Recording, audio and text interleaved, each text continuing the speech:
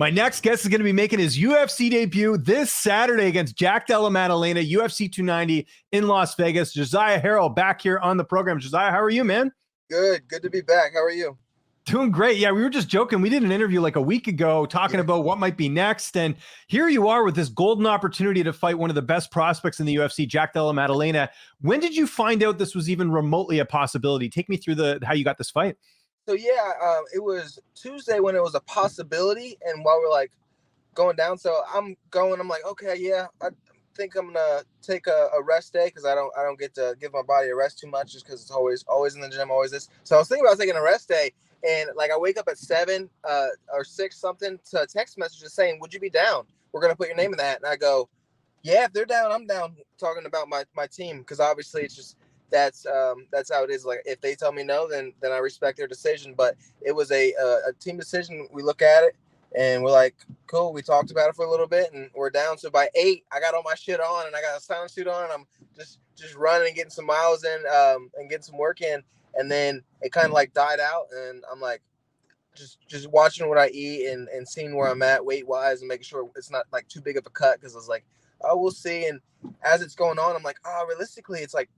He probably won't fight me. It's like I seen Shaquan or Barkley, he had a good spinning back kick, crazy ass back kick, and he's a good fighter and people like him. I'm like, that would be an interesting matchup. I was like, oh, okay. Well, in my head, that makes more sense than fighting me, a nobody. I was like, oh, we'll see. It's like I'm down. It's like I want to get better. I want to see how far I need to go or how close I am. So it's like a moment for me to go, okay, I'm willing to push myself, and not only that.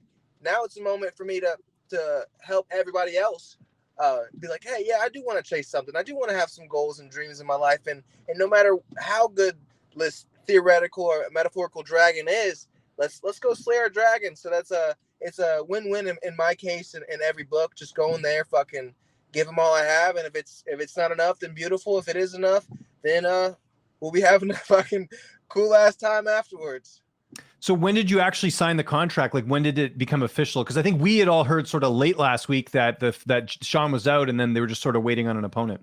Yes, sir. So everything became official, I believe, last night at like 10:30. Oh, wow. Okay, so really cutting it close. Interesting. Yeah. No, so Tuesday was a warning and we're like, so throughout the week we're kind of like iffy about it. We watched some film, did what we could, just ate right and started prepping my body for what we could. And they didn't hit us back up until Sunday. So no word. So like we're just thinking, it's probably not gonna happen. No word. Sunday comes, hey, you still down? We go, yeah. And then they're like, cool. And they send me all this shit. And then they sent me Sunday at 2:30, and I was in an interview with somebody from Instagram. I can't remember his name. I need to think.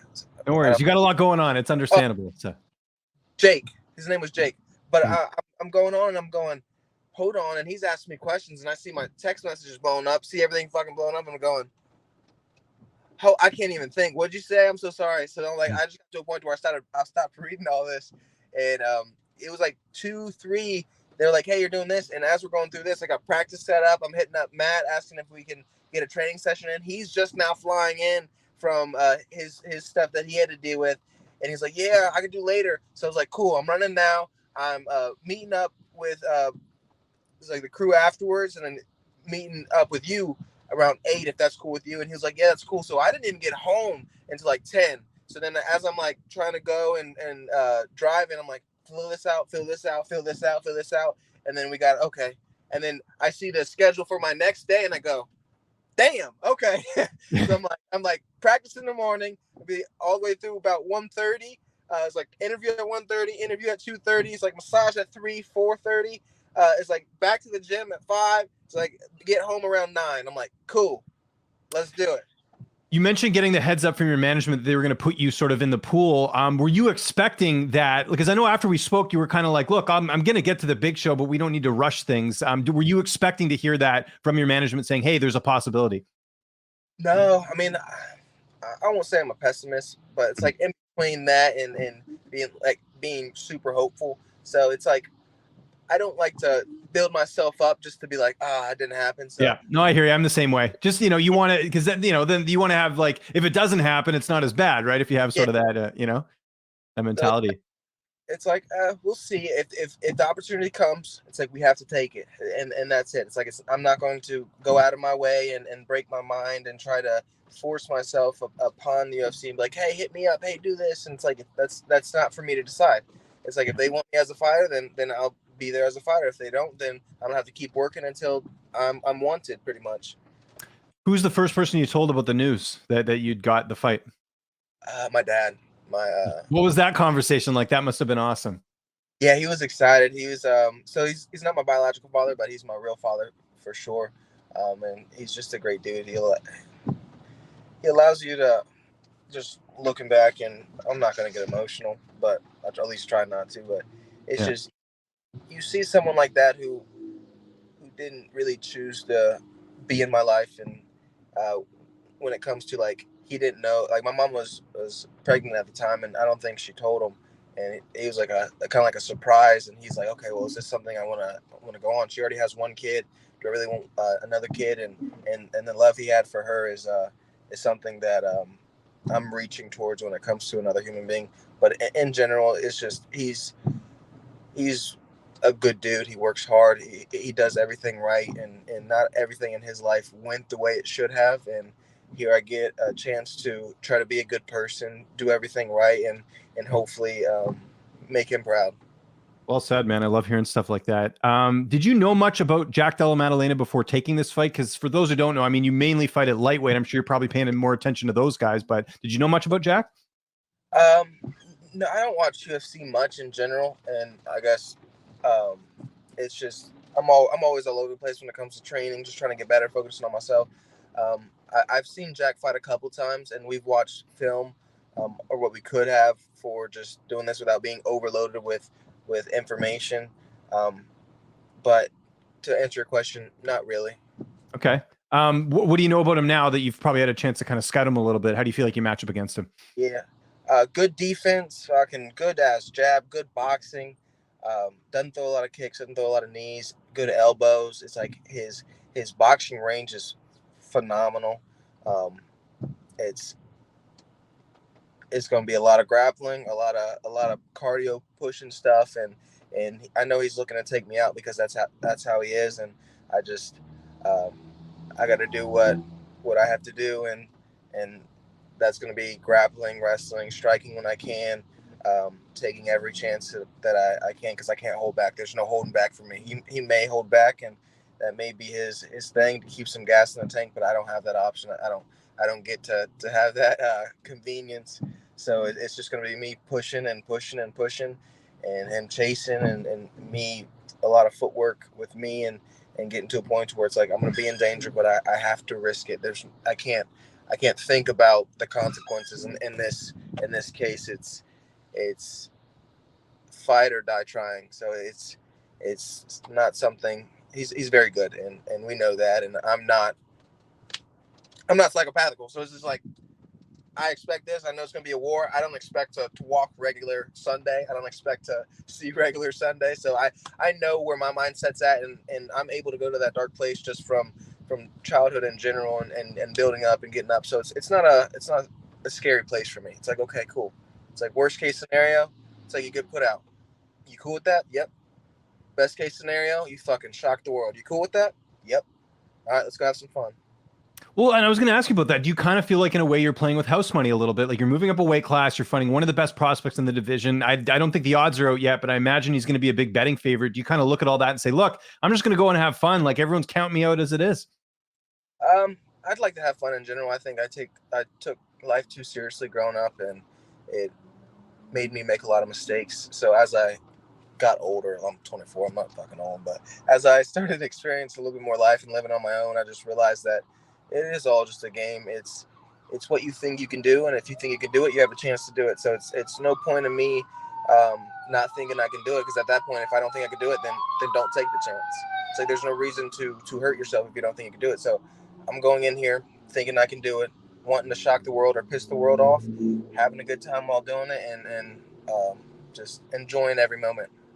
Not to mention, you survived a pack of dogs delivering FedEx. You were telling me a couple of interviews ago, right? So I'm sure this is nothing, right? Well, So. no, it's something. It's Yeah. we're gonna be going to war. It's like I said, it's nothing lighthearted to talk about, and I always like to be the joke in the room, the jokester, and I'm down for it. It's like I've been fighting my hairline for years. You see that? Yeah. You That's and me what's going both, on. my man. You and me Yeah. both. So it's we're here, and I'm just gonna enjoy the moment. I'm gonna do what I can, and I know Jack's gonna bring it, so I got to bring it. What about the weight? Because I know some people will bring up the fact that, like, you're primarily a lightweight, but I went back and looked. I remember, you fought a lot at welterweight in your amateur career. I know you fought as heavy as middleweight as well. Like, how much will that play in a factor here? If anything, it's probably better because you don't have to cut as much weight. Yeah, body will feel better. I still got some bumps and bruises, but hey, I got an opportunity, got to take it. So weight will be fine. I was 96 the other day. Getting down. It's just like cool. It's a good news that we had a week to chill out because I bumped up a little too much. But I already got on myself and told myself no ice cream, so I started getting down already. And then you get an opportunity like this. Well, I was like, oh well, good reason I started getting on myself. So I was already getting down on weight and we're getting down there. We'll be able to make weight. It's great. What type of camp have you had? You mentioned Matt. You're referring to Matt Brown, I assume, because that's Yes, sir. who you work with. Who have you had a chance to work with in this kind of extremely short mini camp? Matt, my team, Tim Davis, Dave Freetag, Brett Boggs, Jaden Maddox. It's short camp. It's like and we do what we had to do. A lot with Dante Leon. He's phenomenal. He allows me to be humble, as I would say or others would say. But no, my camp spreads out, and it's just me being grateful for the people I do have in my life. There's so many people, and the list goes on when it comes to just people that have been here. But when it comes to me in the last 2 weeks of who I've trained with, those are the main guys. Who's going to be making the trip with you to Las Vegas? Who will be in your corner? Corners would be Dave Freetag, Tim Davis, and Jaden Maddox. Um, yes, so those would be my three corners. Matt had stuff going on. Dante got stuff going on, so I wasn't gonna bug him with it. But it's my family, so it's everybody I love, and that's the type of environment I want to be in, especially when we know it's gonna happen. It's gonna be a bloodbath. I'm gonna get hit. He's gonna get hit. It's not gonna be a moment to be down. Hey, this is war. Yeah. Or you mentioned you're leaving tomorrow, right? To go head to Vegas. I'm pretty sure we're flying out tomorrow. We still I was gonna got say that might be tough because it's 4th of July, right? That was one of the things I was thinking about this week because obviously everyone's on holidays, right, in the U.S. right. So it's doing all that, and I don't do much celebrating anyways. But yeah. So it's like I'm still filling out paperwork, and I'm trying to get all this paperwork done. So it's like I'm running here, I'm driving, and I'll stop and then do paperwork and then continue driving because that's what you should do as a person who's driving. But a lot of it's just trying to get all this stuff out so we can make sure everything else is smooth. We're gonna have a busy fight week's gonna be hectic. It's gonna be hectic. It's nothing we're new from. Thank the Lord when it comes to being able to corner Matt. So I kind of know what's going on, and I know this experience, so I don't have to add on that type of chaos to it. But it's the environment is definitely picking up with chaos. And remind me, I'm just trying to remember. Did you ever corner Matt in the UFC at all? Yeah.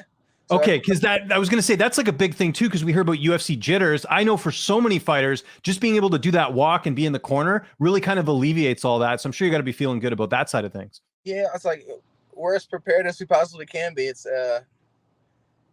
I'm thankful. So that's all I can really say about that. We got to be able to take the walk, and we got to be able to see kind of how fight week goes, and we got to do this, and we know we're facing a dangerous opponent, but we also know we're a problem. So it's not that big of an issue. I don't have like too many worries. It's just doing what I need to do. How's this fight playing out on Saturday? You mentioned a bloodbath. How do you see this one going down?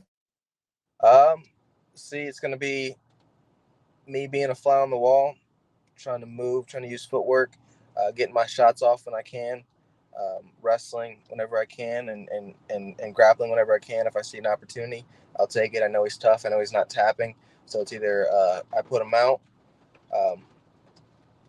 which would be third round, I would say, or we last the whole time, or he puts me out, which will probably be in the beginning. So it's like as we go on, his power kind of leaves, and he fucking hits like a goddamn truck. But that's how it is. It's either I'm getting put out in the first round, or we make it to the third round and he's getting put out. Josiah, thanks so much for doing this. I can't wait to watch this one live, man. I'm excited for this card. UFC 290 this Saturday. If there's anyone you want to thank before we get out of here, any sponsors, any social media you want to mention, I'll give you the last word. Yeah, I want to thank my team at Grove City, BJJ. I want to thank family, friends, and just the UFC. Thank you, Daddy Dana. We'll be talking soon.